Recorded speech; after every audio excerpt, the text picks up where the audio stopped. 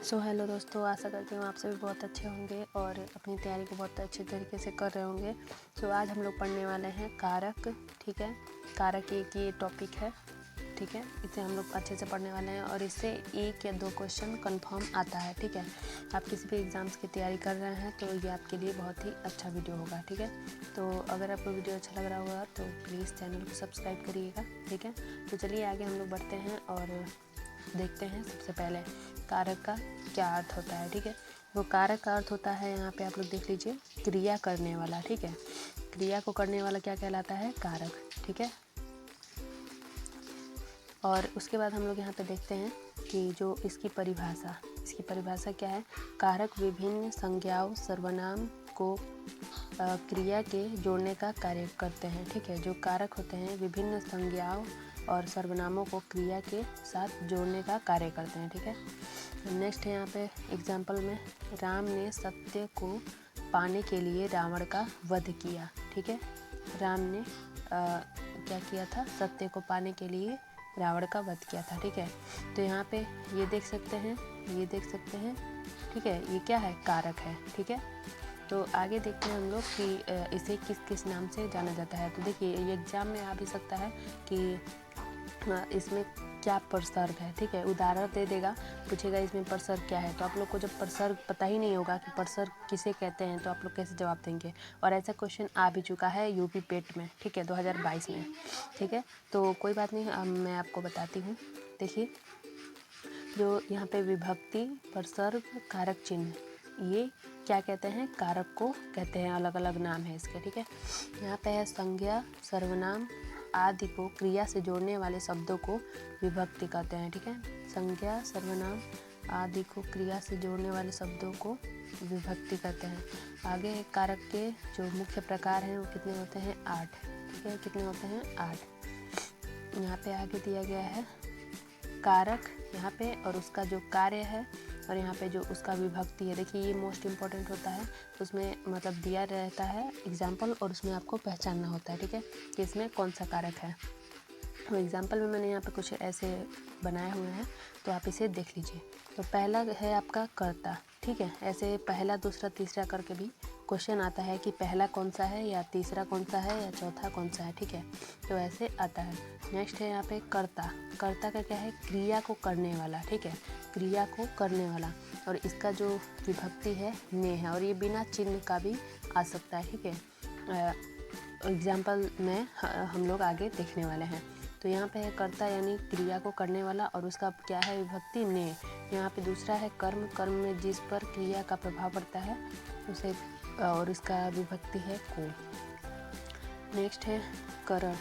जिस साधन से क्रिया हो, यानी किसी साधन की आवश्यकता होती है तो वहाँ पे करण कारक होता है, और इसका जो यहाँ पे विभक्ति दिया गया है से, के द्वारा और साथ। ठीक है, और नेक्स्ट है आपका यहाँ पे, नेक्स्ट देख लीजिए, चौथा है संप्रदान। संप्रदान में के लिए आता है, और जिसके लिए क्रिया की गई हो। ठीक है, अर्थात के लिए, को, के निमित्त। ठीक है, ये आपका आता है। नेक्स्ट हम लोग देख लेते हैं अपादान यानी अलगाव। इसमें भी से आता है। ठीक है, और ऊपर इसमें भी से आता है, लेकिन यहाँ पे किसी के द्वारा और किसी साधन का प्रयोग होता है, और यहाँ पे अलगाव का स्थिति होती है। ठीक है, और यहाँ पे आप लोग इसका अर्थ देख सकते हैं, जिसे पृथक्करण होती है, यानी से। यहाँ पे विभक्ति आपको दिख रहा होगा। नेक्स्ट है संबंध कारक। संबंध कारक जिससे संबंध प्रकट हो, यानी का, की, के, रा, री, रे। ठीक है, संबंध का यहाँ पे प्रयोग होता है। नेक्स्ट है आपका अधिकरण। ठीक है, अधिकरण में क्या होता है? क्रिया करने का आधार, और इसका जो विभक्ति है में और पर, और ये विभक्ति याद करना है। नेक्स्ट है संबोधन। क्रिया को संबोधित करना। ठीक है, जैसे हे, ओ, अरे, ओ। ठीक है, ऐसा आता है। आप इसका स्क्रीनशॉट ले सकते हैं इतना। ठीक है, इतना आप लोग स्क्रीनशॉट लेके इसको अच्छे से रट लीजिएगा। और मैंने बताया कि 8 होते हैं। और नेक्स्ट हम लोग इसका एग्जाम्पल देख लेते हैं। जैसे कर्ता का है, छात्र ने पुस्तक पढ़ी, ने। ठीक है, सूर्य चमकता है। ठीक है, बादल गरजते हैं, सीता ने गीत गाया, मोहन लिख रहा है। ठीक है, ये कर्ता का हो गया। और कर्म का है आपका रजनी ढोलक बजा रही है, ठीक है। और दूधिया ग्राहकों को दूध देता है, ठीक है। और यहाँ पे है ये जो कुछ यहाँ पे दिया गया चारों ओर, तीनों ओर और तिथिवार, ठीक है। और यहाँ पे जैसे इस टाइप के आएंगे तो ये क्या हो जाएगा, कर्म कारक। और आपके चारों ओर दुश्मन है, ठीक है, इस टाइप का जो एग्जाम्पल आएगा तो कर्म कारक। आगे हम लोग कलर का देख लेते हैं। सुशील बस से स्कूल जाता है, यानी उस बस के द्वारा स्कूल जाता है। और उसने पेंसिल से चित्र बनाया, किससे, पेंसिल से। रविदास दाएं हाथ से लिखता है, किससे, दाएं हाथ से। उसे पत्र द्वारा है, किसके द्वारा, पत्र द्वारा, ठीक है। एग्जाम्पल आप लोग देख लीजिएगा। नेक्स्ट है संप्रदान। संप्रदान में किसका विभक्ति का होता है प्रयोग, के लिए का, ठीक है। अध्यापक ने छात्रों के लिए पुस्तक लिखी, ठीक है। पेट के वास्ते, वास्ते भी आ सकता है, वास्ते का अर्थ लिए ही होता है।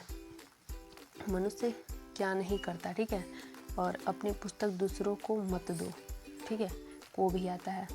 नेक्स्ट है आपका यहाँ पे अपादान। और अपादान में बिल्ली छत से क्या हुआ, बिल्ली छत से कूद गई, यानी वो कूद गई, दूर हुई, तो अलगाव की स्थिति आई ना।